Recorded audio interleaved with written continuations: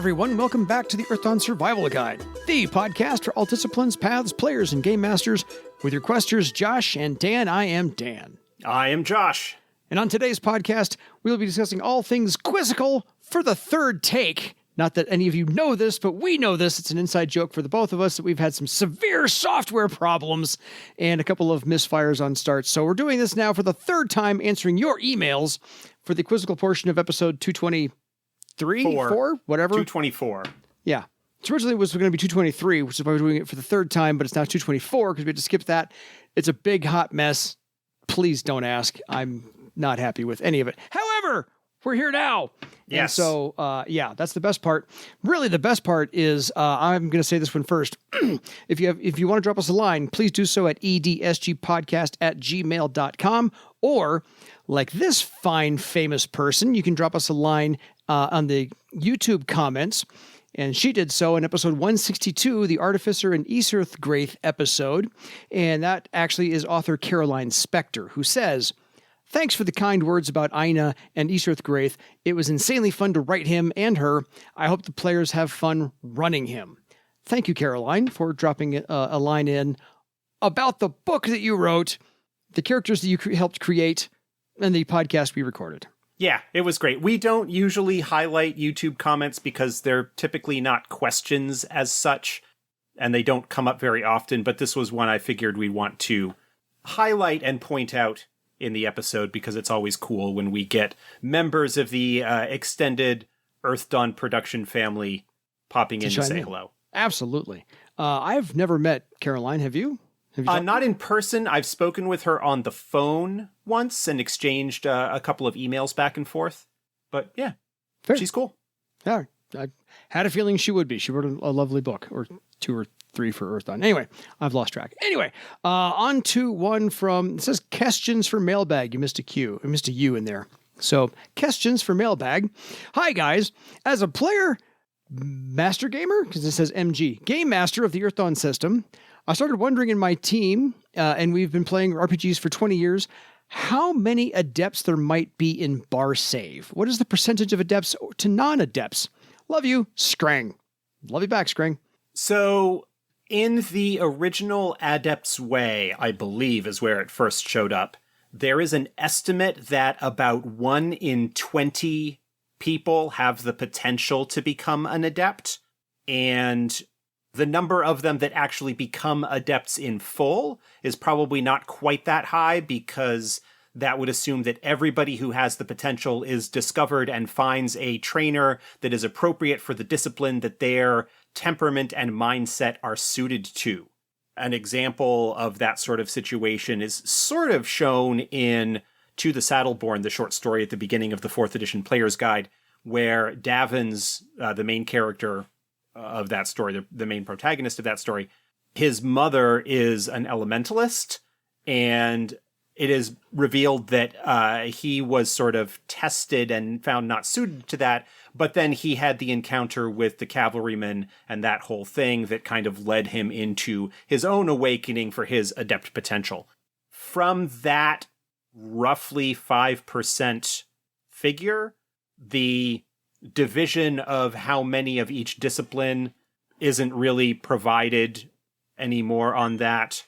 There are some figures. There's a blog post that I wrote for the official FASA Games website. This is, I believe, put out back when I was working on the companion, to give you an idea of how long ago it was, that was talking about adept populations mainly as a way of setting up why there actually likely aren't very many adepts of the higher circles, like 9+. Yeah. There's some stuff that I talk about there. So if that's something that you want to go into a little bit more detail on some of the assumptions and numbers that I used, you can go to fasagames.com and start digging around in the archives of the Earthdawn blog. The navigation into old articles and stuff isn't great, but it should be in there somewhere. But yeah, it took you, it's eons ago that was written, but whatever. So it's like we're all good. 6 or 7 years ago, it feels like, something like that. Fair. So we have an email from Saint Bless. Hello, Josh and Dan. Thank you for taking the time to read and answer my questions. To the listeners, my questions are not easy. I am asking questions not available in official Earth Dawn products to my knowledge, so I am hoping the listeners, including me, will give Josh and Dan a break. Every great hero needs a great villain, or, if you prefer, every protagonist needs a great antagonist. A hero is only as great as its adversary. What I'm trying to say is, can you go through all the noble houses of Thrall and the noble houses of the Theron Empire? Maybe one house per episode? Can't see it in the beautiful list of Earth Dawn podcast shows? For me, this is sorely missed. Yeah, as a suggestion for things that we could cover in the future, we can absolutely put that on our radar as something to cover. We might not cover the Theron stuff until we start covering more Theron-specific content. Yeah. But yeah, we could revisit the Throlic houses as they are described and sort of summarized, especially with the recent release of Grand Bazaar, which kind of revisits Thrall a little bit, something that we can definitely think of. But yeah, those are useful suggestions in terms of stuff that we haven't really covered in much depth yet that absolutely we could certainly do. Content. Next, being an Earth Dawn fan exclusively, some references are difficult to find. What more can you say about the ancient Syrtis to Skreng against Wyrm Wood Elves war?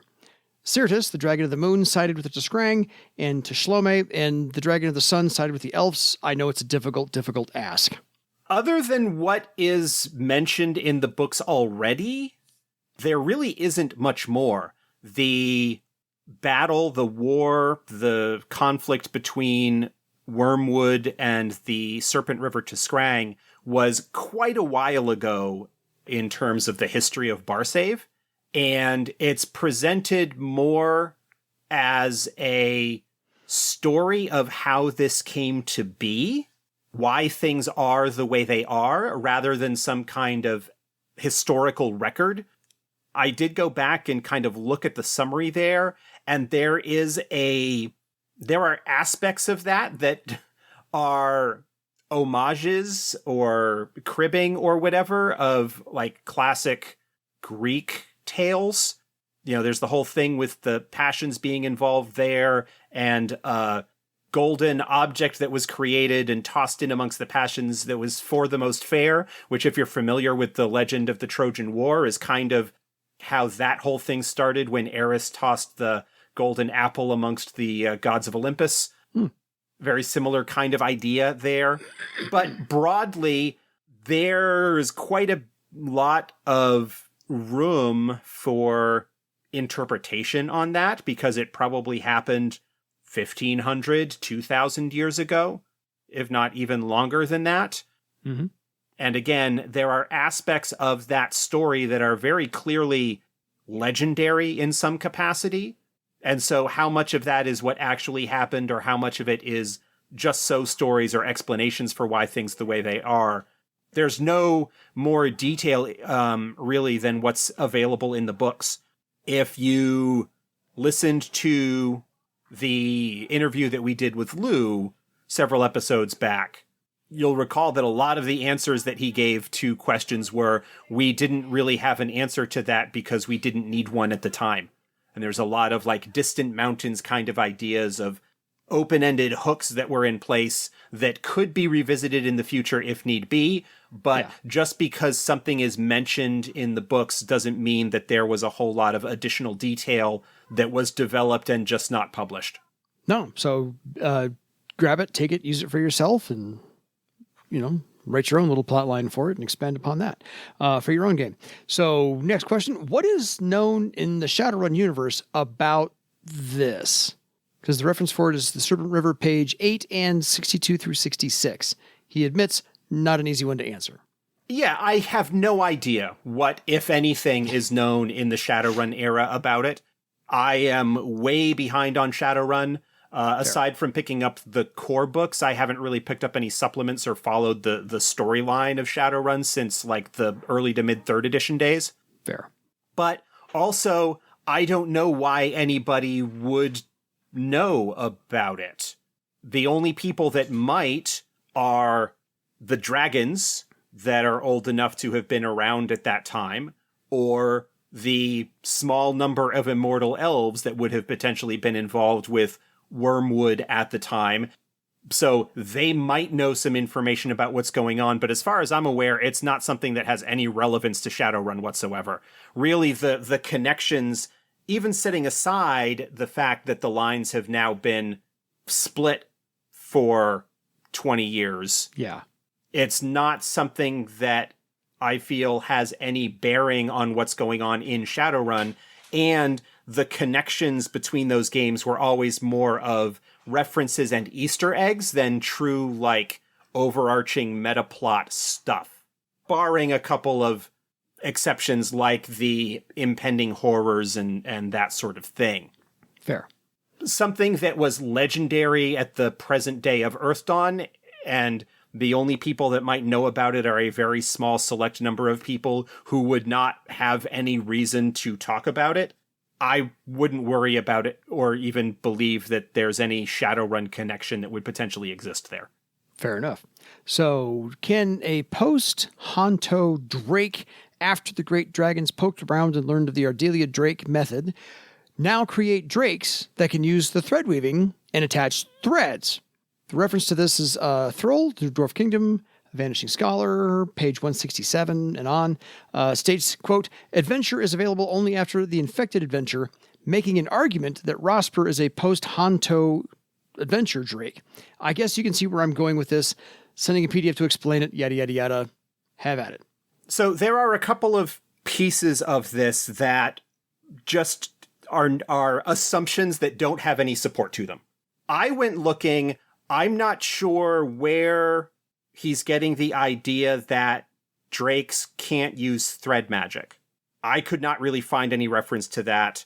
Dragons can use thread magic, and drakes in Earthdawn are a creation of dragons with dragon powers. Yeah. They have magical knowledge. They can be adepts. I don't know any reason why a drake would not be able to use thread magic if they had the appropriate information to bind a thread item. Fair. So that's one piece.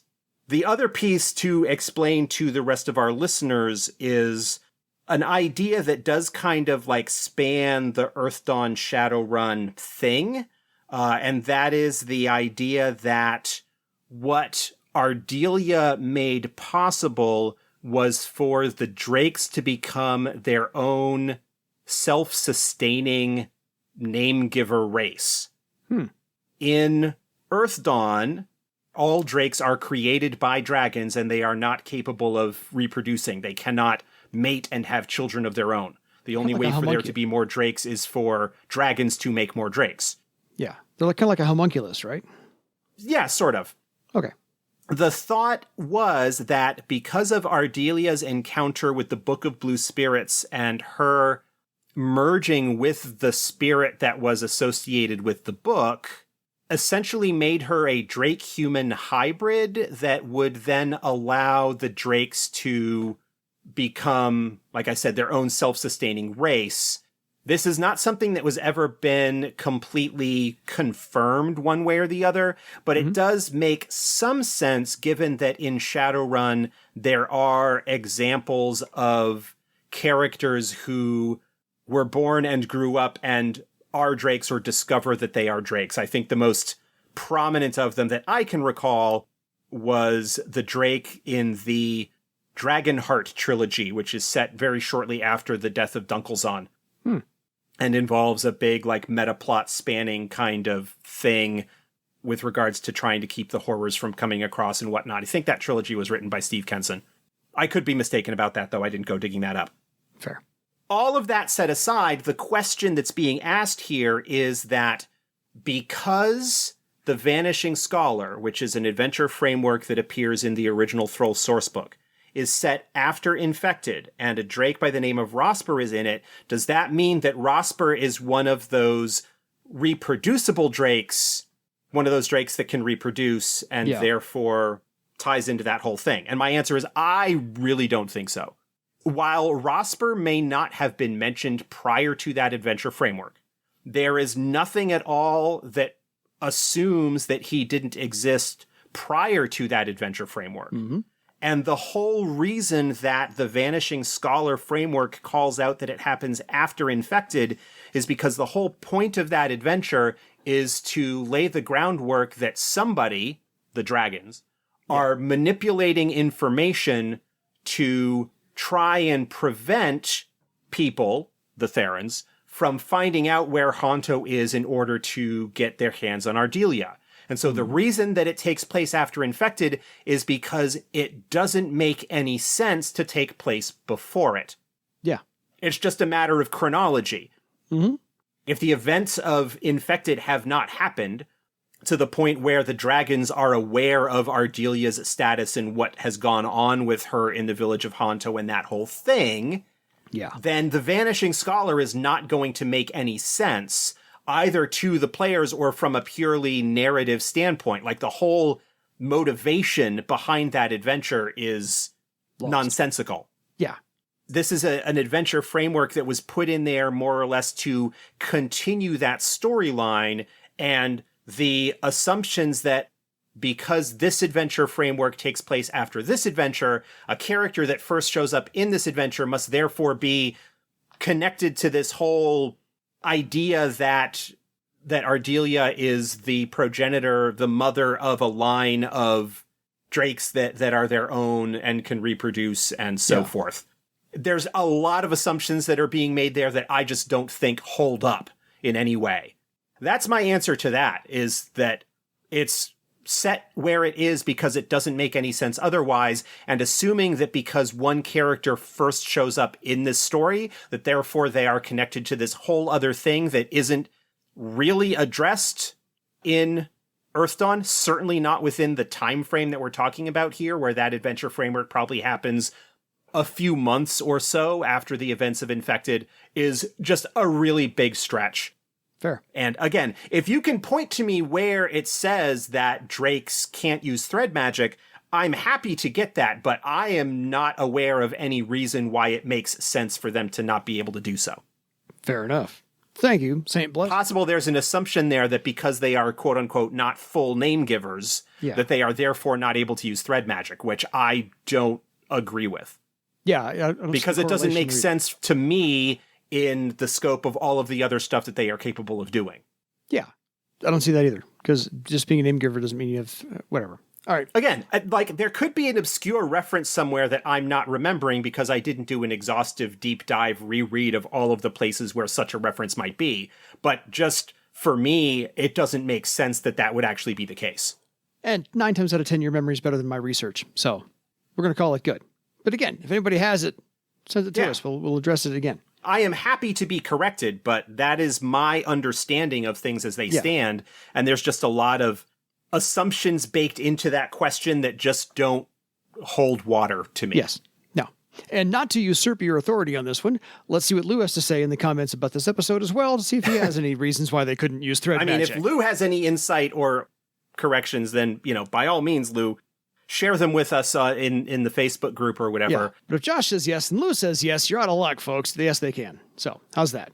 Okay, we got a long... And again, before we get on to the long one there, I don't mean this to, like, tut-tut or poo-poo any ideas that this listener might have with regards to stories they want to run at their own table. No, it's just not something that is, as far as I'm concerned, supported by officially published material. So yeah, it's not going to be officially sanctioned, so, it's your Earthdawn. Go make it epic your own way. This one, long one's from Will. Yes. Greetings to the Questers. I have been enjoying the adventure coverage and thought I would respond to your call for emails. I will try to be brief. I'm sorry, I think I failed. And only share 2 story bits. The first one is a little longer because it requires some background. And one question that I will end upon. My group started Earthdawn with the 4th edition, not knowing much of the universe beyond what hints were provided in Shadowrun conversations online. I bought Earthdawn during the 2020 Iopos Kickstarter, and thanks in part to the lockdown, we have mostly been playing remotely. The Foundry VTT content has been immensely helpful. We started with Mists of Betrayal and have played everything in the Adventure Compendium and the full epic campaign as listed in Prelude to War, with a few minor detours, so have done many of the adventures you have talked about. We just started the incident at Claw Ridge. Whenever there were 4th edition stat blocks, I used the weaker of the 2 stat blocks. Otherwise, I just used the blocks as they were and ignored the movement stat. I still have no clue how to reconcile the insanely high of movement old editions had. If they were an adept, I'd let them have all the listed talents, but check the 4th edition books to make sure that they also had all the appropriate discipline talents. All in all, things went well, and I have never permanently lost a player character. I won't say the party didn't have some close calls, but after a party member who was 3rd or 4th circle got one shot from a straw man in the Legend of Barsaive adventure Lip Service, don't worry, a last chance salve managed to save him, I decided there was not much I could do about that sort of thing. What really caused trouble with my party was the old style design so many of the adventures had, where the troubleshooting section oftentimes simply had advice like, if the characters try to insert wrong thing, they will likely not survive. Alternatively, it might have said, this is a tough fight and it is likely one of the characters will die heroically. Or the surprising amount of traps that could outright kill a character. Or the simple railroad design some adventures had. Going from adventures written in the 2010s to adventures written in the 1990s and across genres was a stark contrast. At one point, one of my players asked, who wrote this? And this being over voice and not having heard Lewis pronounced before, I said, Lewis, Lewis, Prospero. Well, that started a trend. Anytime my players wanted to complain about an adventure, they blamed Lewis. The proper method is an overdramatic shout of Lewis in a similar manner to Kirk's Khan. Lewis's name doesn't have to be in the book. In fact, it has grown beyond the man. They insist that Lewis is not Lewis, ever since I told them the correct spelling and pronunciation. It is now used in Shadowrun and every other game system we've played anytime a player wants to complain about game or adventure design. The second story is much shorter and about Pale River, for that is the name we played the adventure under.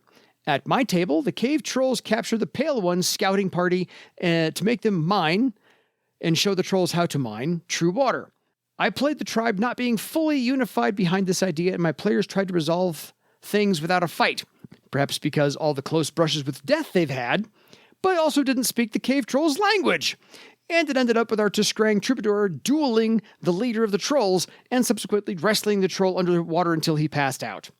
At that point, the other faction took over and they restored the river to its natural course. Finally, my question. He did say this was a long one. As I said, we are almost done with Prelude to War. The plan is to eventually run the players through Empty Thrones. The question is whether or not to do Barsaive at War in between and how to handle the time jump.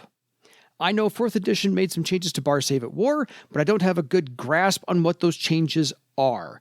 Either way, I would love to hear the thoughts of 2 venerable questers in this matter. No, you really want Josh. Would you run Barsaive at War? If so, what might you do differently? Either way, how would you handle the time jump before Empty Thrones? That's 3 questions, dude. You said 1. Thanks for your time. Sorry for the long email. Will. I'll get to the tail end of that here shortly. I like the in-joke that the table has. About Lou?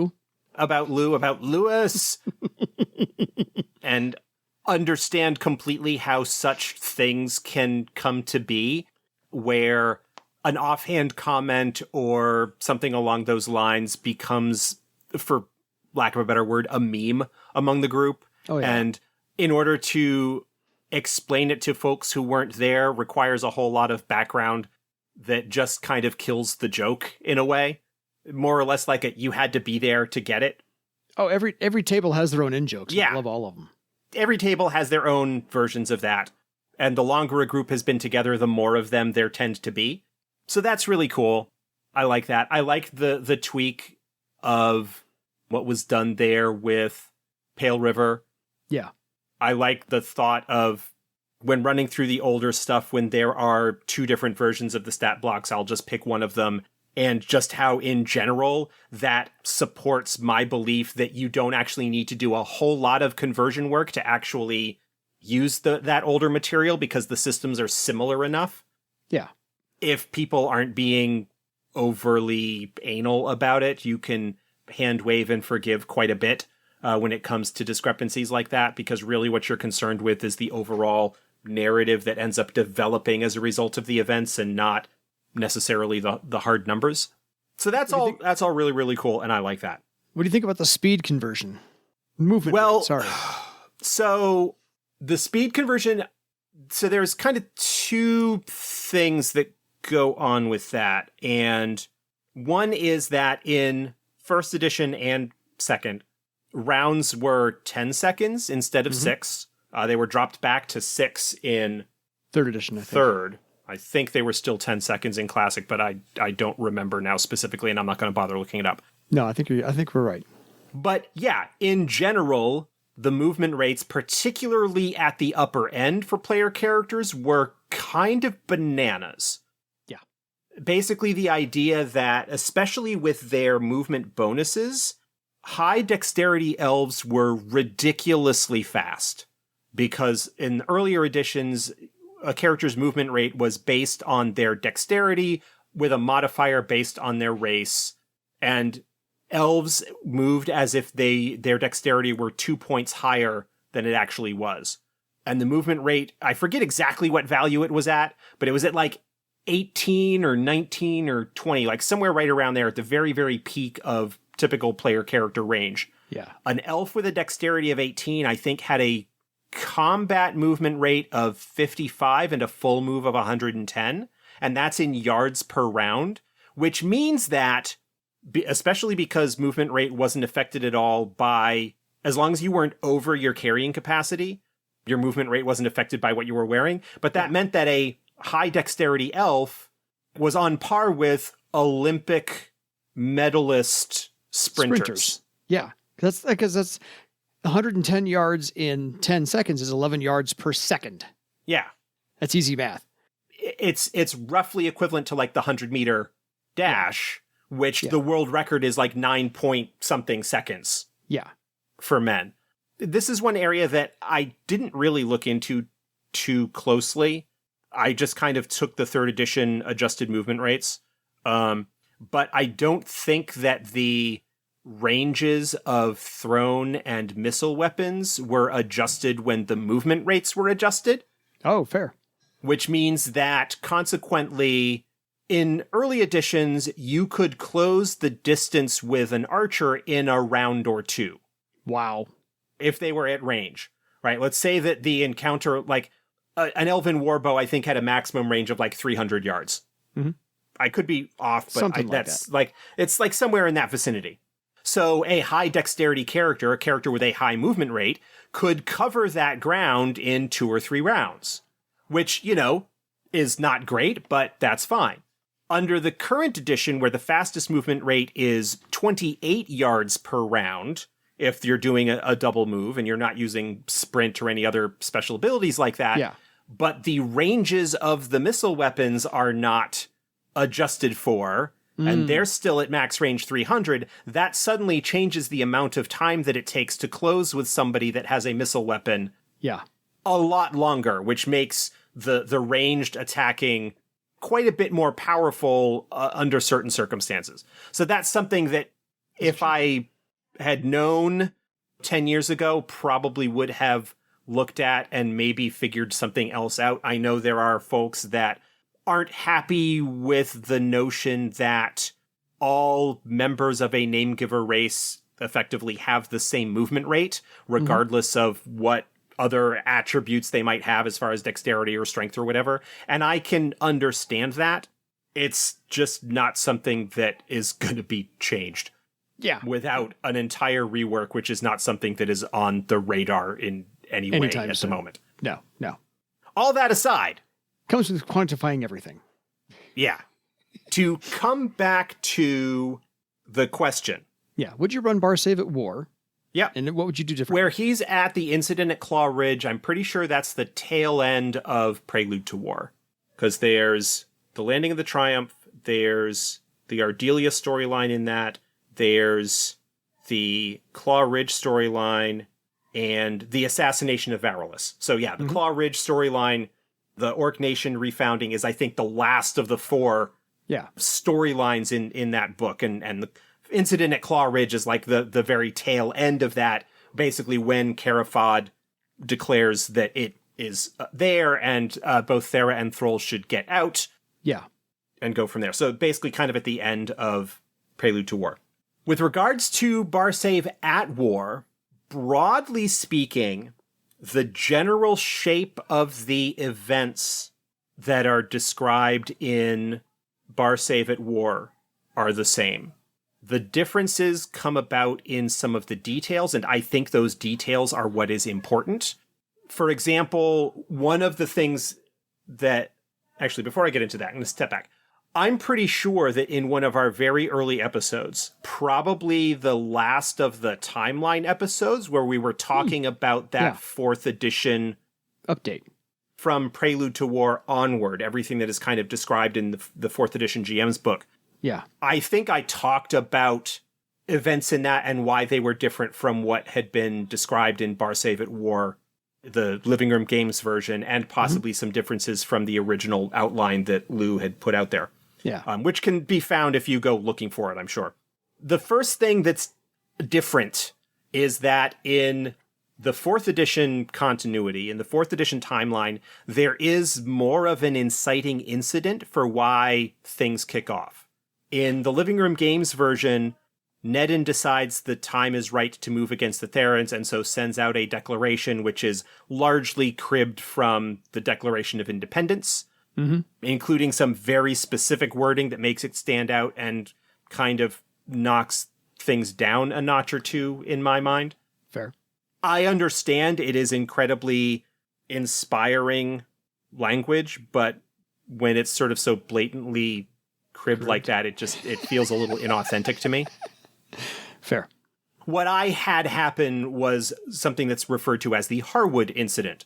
This basically being a thing that happens somewhere in the hinterlands of Barsaive that is a diplomatic incident that gets out of hand and results in a lot of people getting killed as a result of a conflict between what appears to be the Therans, probably members of the Life Rock Rebellion, and some random adepts that happened to be there at the time. That, of course, being, hey, this is where your player characters got involved.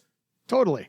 Yes. And that it was that incident that basically the Therans throwing their weight around that gave Nedin the justification to make that first move and to put out the declaration saying, okay, Barsaive is independent. We are going to be moving on Thera, start by kicking them out of the Triumph, and then moving on to Sky Point. We're calling in our favors. We've got the alliance going. We're going to do this thing. Yeah. Broadly speaking, the events of the Siege of the Triumph are the same. I don't recall that there's anything particularly significantly different, either from the outline or from Living Room Games version. The biggest changes beyond that are mostly in the assault on Sky Point. In the Living Room Games version, the dragons perform a ritual to enclose Vivane in a dome of air to prevent it from reinforcing Sky Point during the Alliance attack on the Theran Fortress. Yeah. And that it is that ritual, that big outpouring of magic to seal off Vivane, that draws Stormhead from where it had been sitting for decades to the city to cause the destruction that it did to it. That was not in the original plan. That was not in the outline, or it sort of was, but it was not that the dragons did this thing that had an unforeseen consequence. The ritual was actually the dragons intentionally unmooring Stormhead from the top of that hill and moving it to Vivane. It was a very intentional move on the dragon's part to do that thing. And so that was what the original outline was. I'm not sure why the reason for the change, possibly to make it less that the great dragons are committing a war crime, essentially, by unloading a big, massive, deadly, magical, corruptive force on the civilian population of Vivane. Yeah. I can understand that thinking, but they're dragons. They don't care, and they are going to demonstrate why one does not meddle in the affairs of dragons. Yes. It was a message that was very significantly intended to remind Thera of the power that the dragons are capable of wielding. In much the same way that before the Scourge, the dragons carried out a very precise surgical strikes against members of the Theran merchant class and aristocracy that were profiting from the Theran strikes against dragons prior to the Scourge. So just kind of a reminder of, hey, you don't mess with us. And yeah, but like, they're dragons. They are very, very old. The lives of name givers, for the most part, don't matter to them in the grand scheme of things.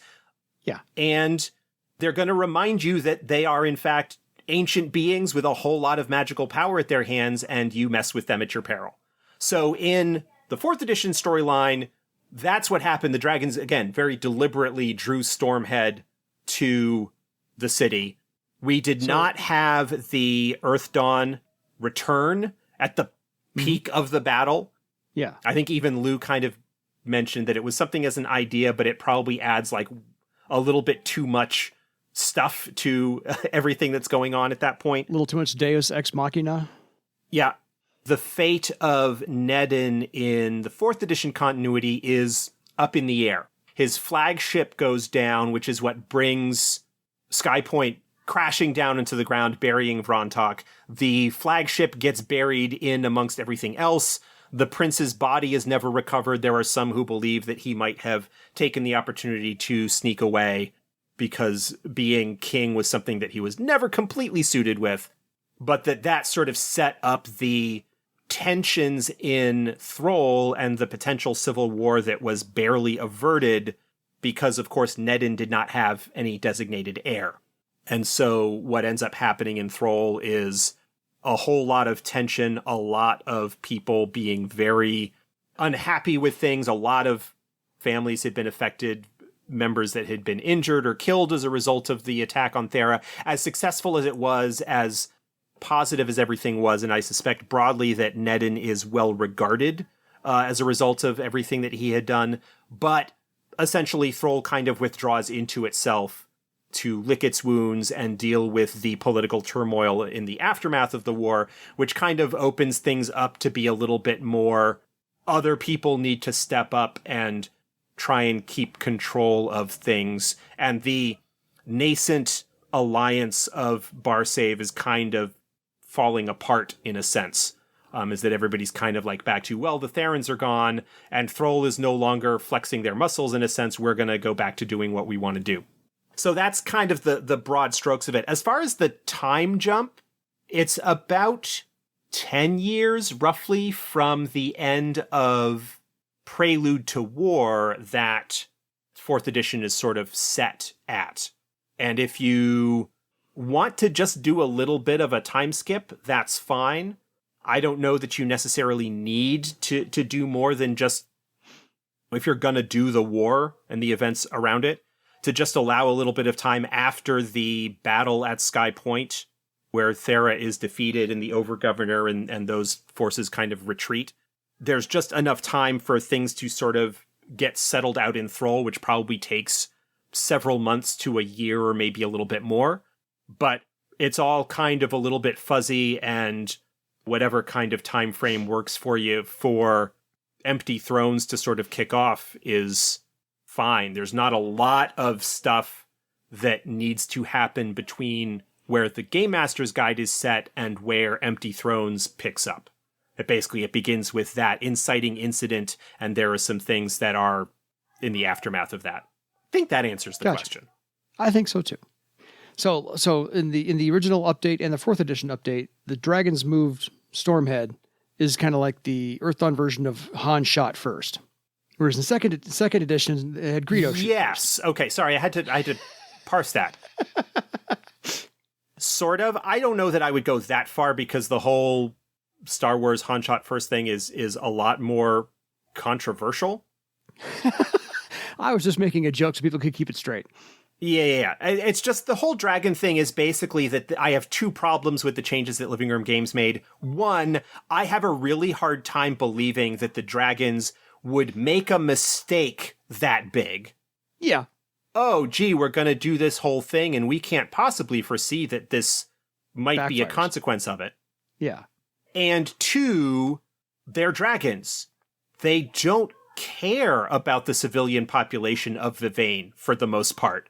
No. Especially where it's the Therans and they are looking to deliver a message to the Heaven Herds and the first governor and all of the high mucky mucks in Thera about why Barsaive has always been a thorn in their side when it comes to controlling things, and that's largely because it's got a pretty significant population of great dragons that are very interested in keeping things under their own control. Yes.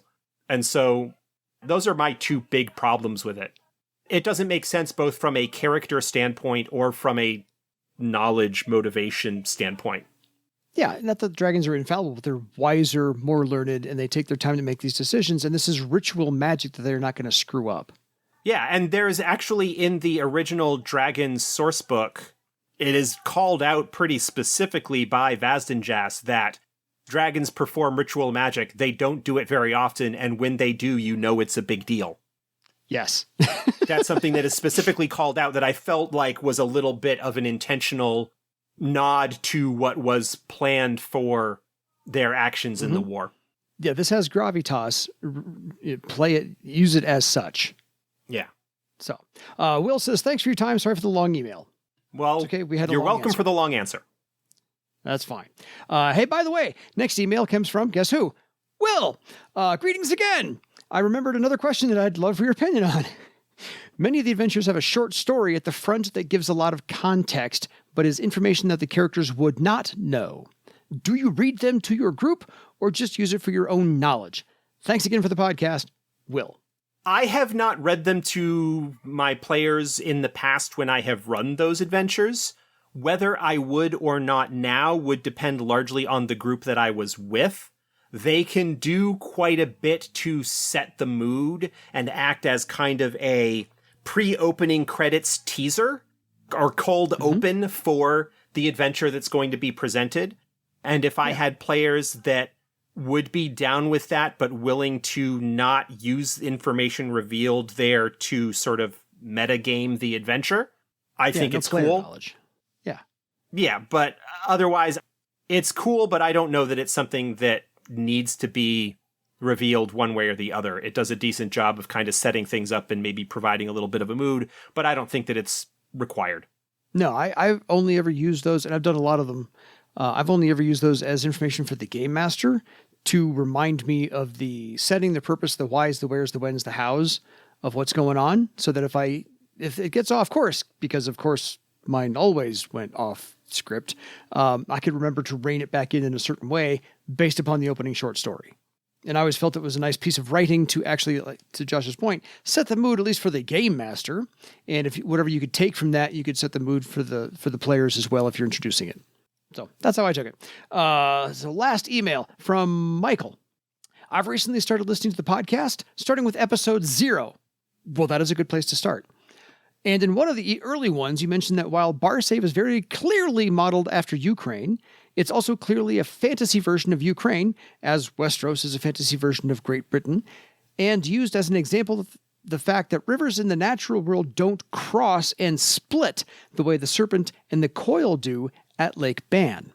If it hasn't already been covered in the lore, there's a fairly easy way to explain away the geophysical improbability of a lake having 2 outlets. The spirits of the Coil River and the Serpent River are friends, or possibly friends, wink wink, nudge nudge, and either A, have made the conscious choice not to starve each other out of existence after the random vagaries of geophysics put them in an awkward position, or B, deliberately created Lake Ban themselves so they could have a shared space to hang out. Of course, whether they are friends or friends, the spirit of Lake Ban could be considered in a very real sense their offspring. That's cool. That's a neat idea. I like that. Yeah, I'm down. It's possible. I am not a geologist. I am not a naturalist in any kind of way that has knowledge. It is conceivably possible that there could be a way for a lake to have multiple outlets like that. I don't think it's likely, but it's possible, especially when you've got one sort of that size. I could be wrong. I don't know. Like I said, I am not trained in that particular area of science, or really much in any way of science. I am an enthusiastic amateur. But as far as hey, here's a really kind of cool in-setting, hand-wavy Marvel no prize example of how this might work, I like that. I think that's actually really cool. 1,000 lesson points to you. Yeah, the Marvel no prize.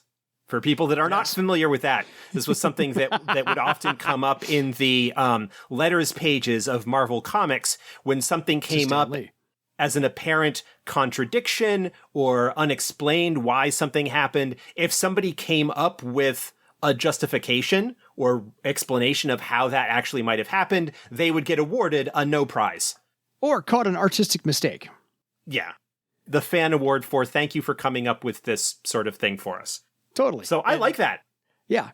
I think that's cool. It's not something that's ever been addressed in the lore, but it's also not something that I had ever really thought about before because it's not been something that has been crucial to my mind to actually explain. No, but I dig it. I'm all for it. So do I. Your empty addressed envelope is on the way to you. That's what the no prize was. Is they actually Stan Lee would actually write an envelope, but there would be nothing in it. And so they would just mail you an empty envelope for your no prize. But it would have the return address and whatnot on it. So. Oh yeah, Marvel Comics, P.O. Box, whatever, New York, yada, yada, yada. So yeah, absolutely. So folks, that ends our hopefully now uncursed episode for our email bag, part 11D billion, because we've tried this literally now for the third recording. Let's hope this one sticks. So until next time, drop us a line at edsgpodcast@gmail.com and go uncurse something for your legend. Good night, everybody.